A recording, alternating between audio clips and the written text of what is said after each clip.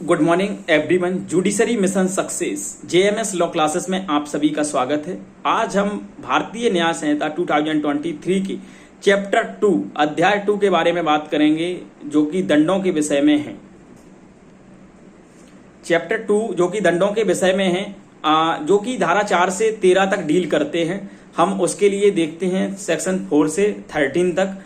तो आप सबसे पहले चैप्टर 2 निकालें, उसमें सेक्शन नंबर 4 निकालें।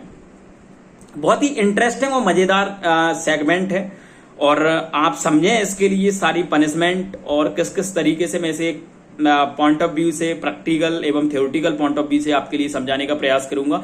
और जितने भी सेक्शंस हैं उन्हें रीड विद कराऊंगा मैं आपके लिए, तो आप रीड विद करते जाएं साथ साथ में। उसके बाद मैं देखता हूं सेक्शन 4 के लिए आप सभी लोग निकालें। सेक्शन 4 बात करता है पनिशमेंट्स।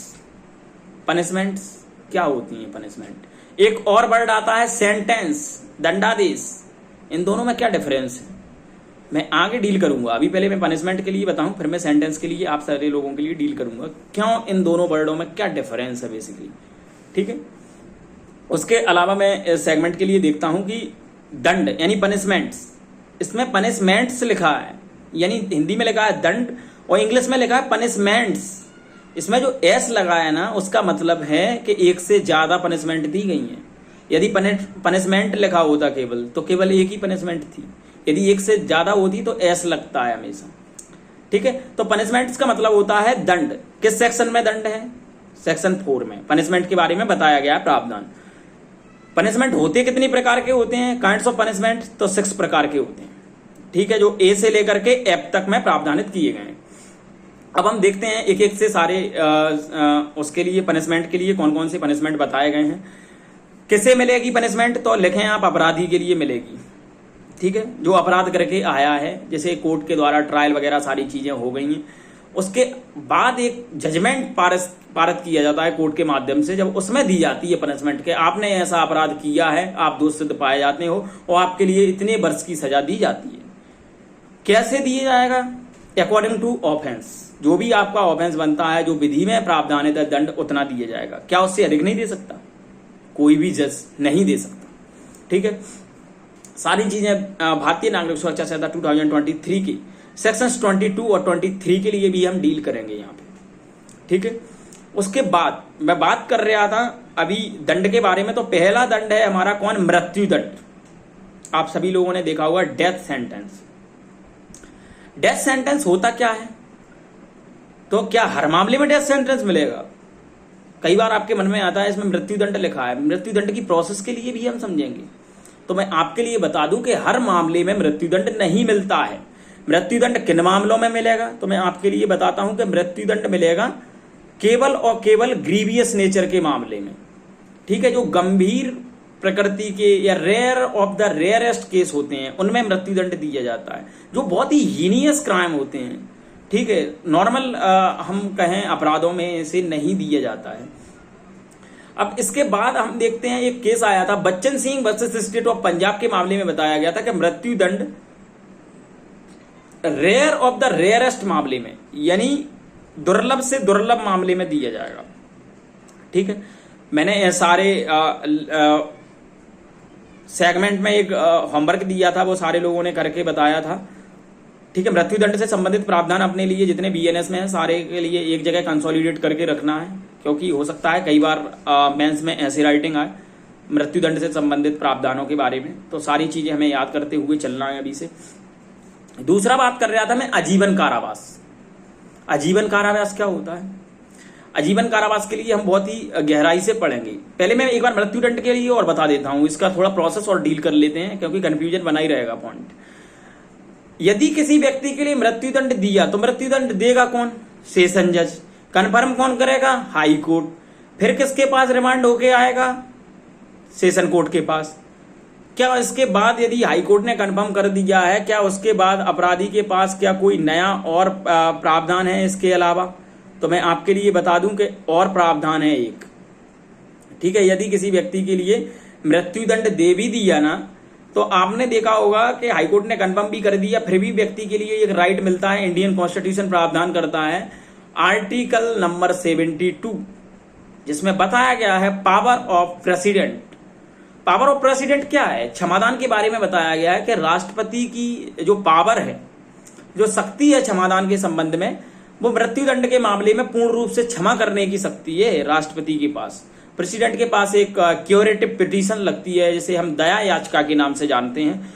वो दया याचिका लगेगी, क्यूरेटिव पिटीशन, यदि प्रेसिडेंट उस पे असेंट दे दे कि नहीं दी जाए व्यक्ति के लिए मृत्युदंड, तो उसके लिए नहीं दी जाएगी मृत्युदंड।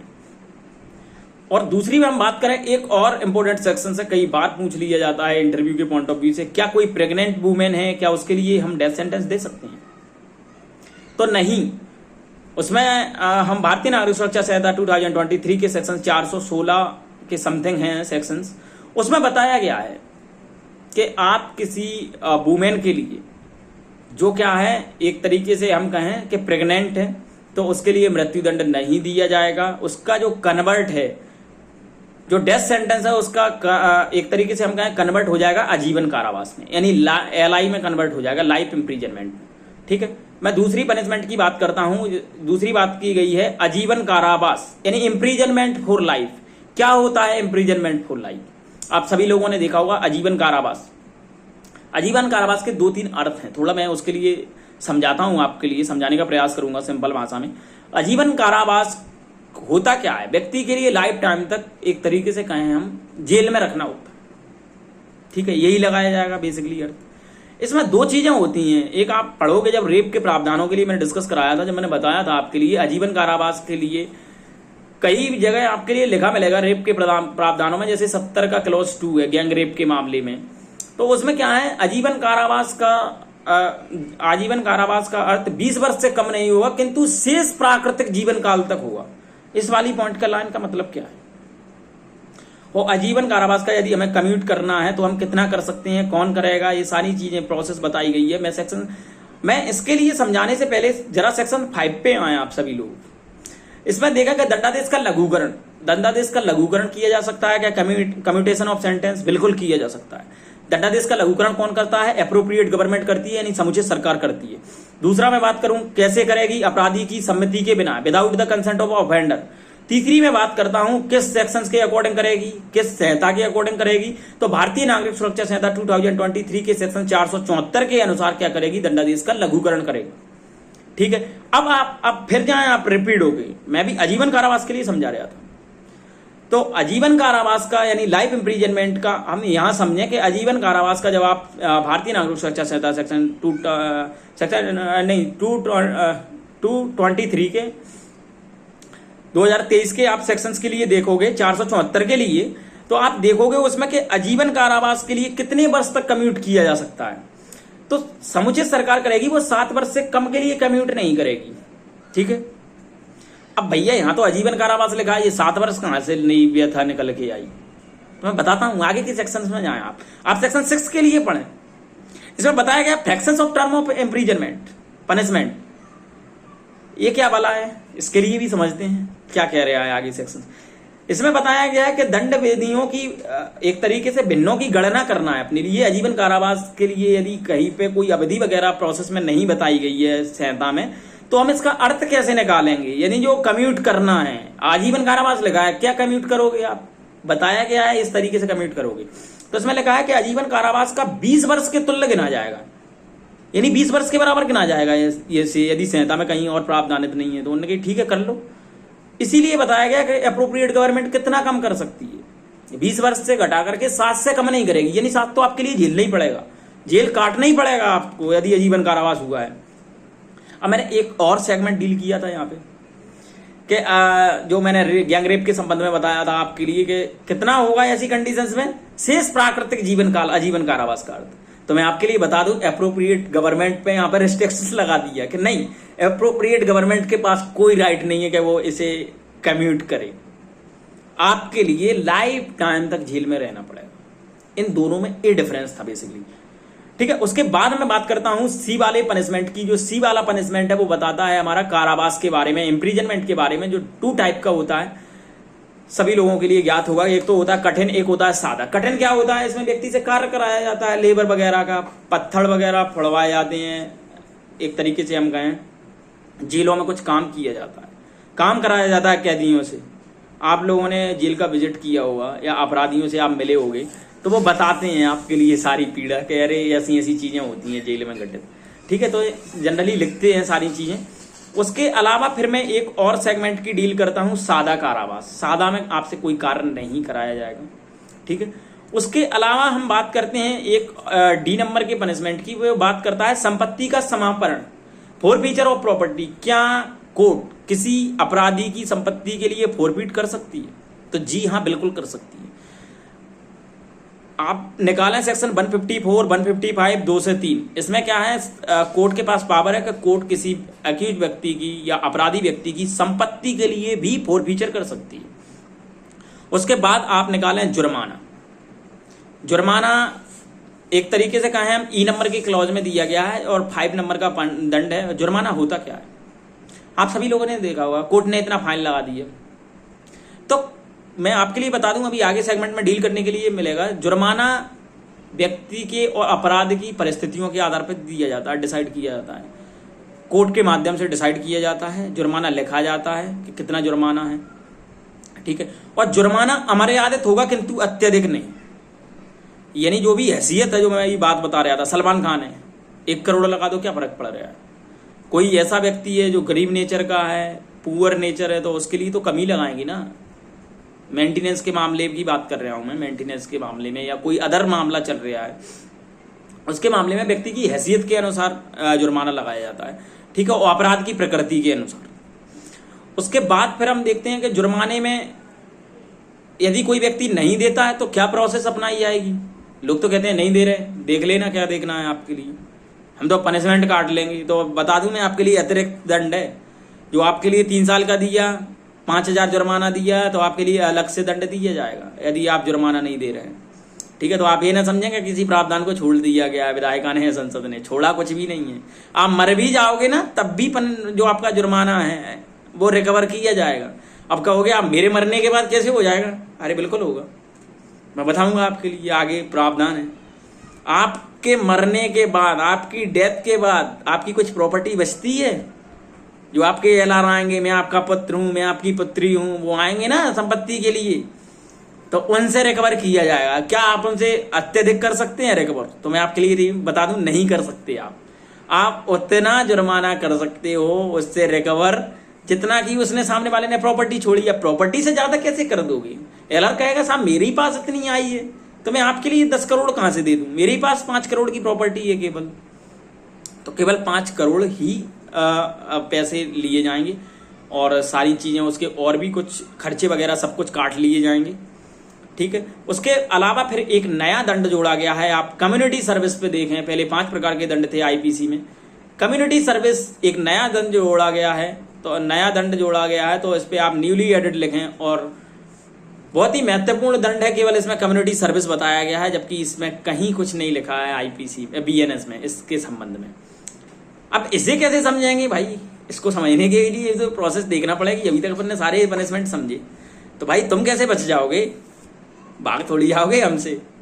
तो मैं ऐसे ही बताता हूं आपके लिए। मैं बात करता हूं कम्युनिटी सर्विस, सामुदायिक सेवा।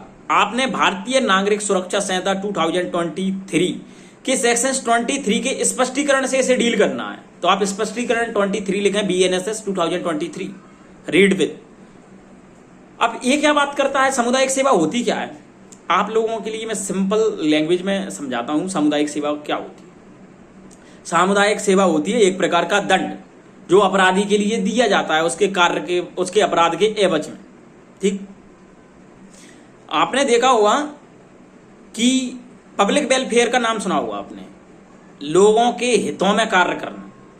तो जब किसी व्यक्ति के लिए न्यायालय के माध्यम से कोई ऐसा दंड दिया जाता है जो पब्लिक वेलफेयर के पर्पज से है, पब्लिक के सुधार के पर्पज से है, अपने पर्पज के लिए नहीं, पब्लिक वेलफेयर यानी दूसरे इंस्टीट्यूशन है, अभी इलस्ट्रेशन दे दूंगा मैं, और आपके लिए ऐसे कार्य के बदले में कोई पैसा नहीं दिया जाता है, पारिश्रमिक सेवा के बदले कोई पैसा नहीं दिया जाएगा आपके लिए, जो आप कार्य कर रहे हैं उसके बदले कुछ मनी नहीं दी जाएगी, आपसे फ्री में कार्य ले रहे हैं एक तरीके से, तो उसे कहते हैं सामुदायिक सेवा। आपने हाईकोर्ट गए होंगे, आप सभी लोगों ने देखा होगा, एक क्वेश्चन चलता है कि पेड़ लगाना पड़ेंगे 10, आपने पेड़ लगा दिए, अब आप ये थोड़ी कह सकते कोर्ट से कि साहब हमें पैसा दिलाया जाए पेड़ लगाने के। हम जब कहीं मजदूरी करने जाते हैं हम अच्छे पेड़ लगाते हैं, हम बताते हैं कि ऐसी ऐसी चीजें इस मिट्टी में उपजाऊ कौन सा पौधा रहेगा, हमें तो पैसे मिलते हैं। कोर्ट कहेगा नहीं, आपके लिए पारिश्रमिक सेवा नहीं दिया जाएगा। कोर्ट ने कहा कि एक हॉस्पिटल में आप पब्लिक वेलफेयर में पानी वगैरह का कार्य करोगे, पानी वितरित का, आप गए, टैंकर खड़ा था, आप पूरे दिन पानी बांटा आपने, पब्लिक वेलफेयर का कार्य। आप किसी संस्था में गए और कोर्ट ने कह दिया कि आपके लिए संस्था का सर्वेक्षण करना है, चीजें उपलब्ध कराना है, जितनी आप हो सकता है उसके लिए उपलब्ध करा सकते हो, आपने उपलब्ध कराया पब्लिक वेलफेयर में। आप वृद्धाश्रम में गए या पब्लिक के जितने भी आश्रम है बालकों से संबंधित, या कहीं भी गए जो पब्लिक वेलफेयर में एक्ट होते हैं, कोर्ट ने क्या किया, एक पनिशमेंट दिया आपके लिए, तो आपके लिए ऐसा करना पड़ेगा। ठीक है, तो ऐसी कंडीशंस में माना जाएगा कि आपके लिए एक दंड दिया गया है। ठीक है, उसका आपके लिए परफॉर्मेंस करना पड़ेगा, पालन करना पड़ेगा। दूसरी हम बात करते हैं, ये तो देख ली अपने पनिशमेंट। अब एक और सेगमेंट आता है, क्या पनिशमेंट दी है जो अभी अपना एक क्वेश्चन और बचा है यहां से, sentence punishment, difference between sentence और पनिशमेंट, ये क्वेश्चन और बचा है। तो जनरली हमें यहाँ डील कर देता हूं मैं, उसके बाद फिर मैं सेंटेंस की बात करूंगा। सेंटेंस होती क्या, पनिशमेंट तो ये बता दिया हमने 6 प्रकार की पनिशमेंट है। सेंटेंस क्या होती है, पनिशमेंट तो बता दी बीएनएस में, सेंटेंस होती है किसी दंड का एग्जीक्यूशन कराना। एग्जीक्यूशन का मतलब समझते हो, निष्पादन कराना, यानी दिलाना, देना, पास करना सेंटेंस को। सेंटेंस में पास यानी कौन करता है, जजेस करते हैं सेंटेंस पास। तो आप समझें चीजें। तो सेक्शंस 22 और 23 BNSS 2023 के लिए आप रीड विद करोगे सेक्शन 4 के साथ। उसमें बताया गया है कि सेंटेंस, जैसे अब मैं बात करूं कि प्रथम वर्ग मजिस्ट्रेट के लिए मान लीजिए आप कितना पनिशमेंट देगा, उसमें लिखा है कि प्रथम वर्ग के मजिस्ट्रेट है या द्वितीय वर्ग का मजिस्ट्रेट है या सेशन कोर्ट है, ठीक है, वो कितना कितना पनिशमेंट देंगे। तो एक बार आप सारे लोग इन पनिशमेंट के लिए रीड करें, उसके बाद मैं इसे कंडक्ट करा रहा हूं सारी चीजों के लिए।